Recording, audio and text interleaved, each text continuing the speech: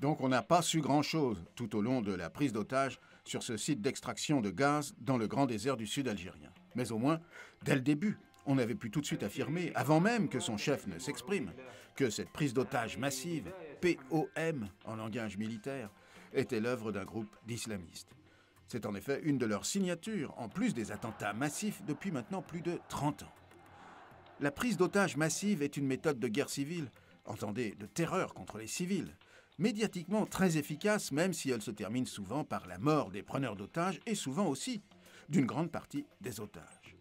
Son retentissement est toujours mondial et l'opprobre mondial finit souvent par retomber, paradoxalement, non pas tant sur les preneurs d'otages eux-mêmes, qui bénéficient parfois, même inconsciemment, de l'indulgence réservée aux faibles, mais sur ceux qui tentent de mettre fin à ce type d'opération.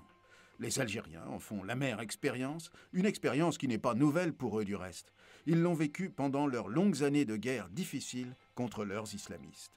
Cet islamisme algérien, après sa défaite dans le nord de l'Algérie, est passé au sud et a donné naissance à cette AQMI, Al-Qaïda au Maghreb islamique, laquelle est déjà responsable de pas moins de 80 enlèvements en 5 ans dans la région saharienne. Le commanditaire de la prise d'otage d'In Amenas en est un dissident. Devant une telle constance de ces moyens de guerre, il est difficile de ne pas utiliser finalement un mot qui fâche d'habitude, celui de terrorisme. D'éléments terroristes.